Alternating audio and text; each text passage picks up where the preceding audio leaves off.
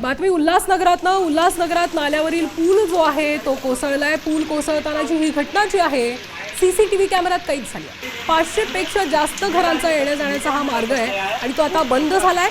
उल्हासनगरच्या कॅम्प 5 मधील गणेशनगर भागात नाल्यावरील पूल कोसळल्याची घटना घडली आहे। पूल कोसळतानाची ही घटना सीसीटीव्ही कॅमेऱ्यात कैद झाली आहे। आपण दृश्यांमधून आता बघतोय। सुदैवानं यात कोणालाही इजा झालेली नाहीये।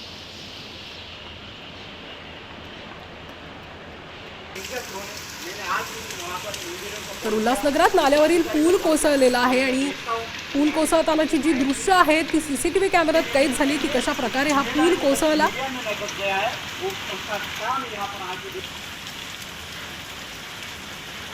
मी आता उभा आहे उल्हासनगरच्या गणेशनगरमध्ये आणि गणेशनगरमध्ये एक नाल्यावर पूल होता आणि तो पूल शनिवारी रात्री ढासळला आहे। आपण पाहू शकता या ब्रिजचे अवशेष। हा ब्रिज आहे, हा एकदम जीर्ण झालेला ब्रिज होता। अनेक वर्षापूर्वीचा हा ब्रिज आहे आणि ह्या ब्रिजवरनं ज्या वस्तीमध्ये लोक राहतात तिथे 500 लोक राहतात आणि हा पाहू शकता शनिवारी हा ब्रिज जो ढासळला आहे हा नाल्यावरचा ब्रिज आहे आणि आपण पाहू शकता जो उल्हासनगर महानगरपालिकेने लक्ष न दिल्यामुळे हा पूर्णपणे ब्रिज कोसळलेला आहे आणि कालच एक घटना घडली जी पुण्यामध्ये घडली आणि आता हा जो उल्हासनगरचा हा आपण ब्रिज पाहू शकता।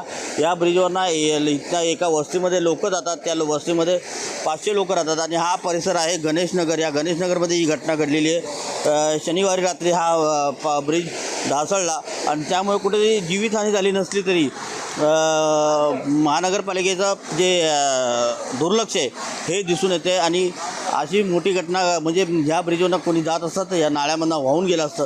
कॅमेरा नितीन सह अजिजाने साम TV उल्हासनगर।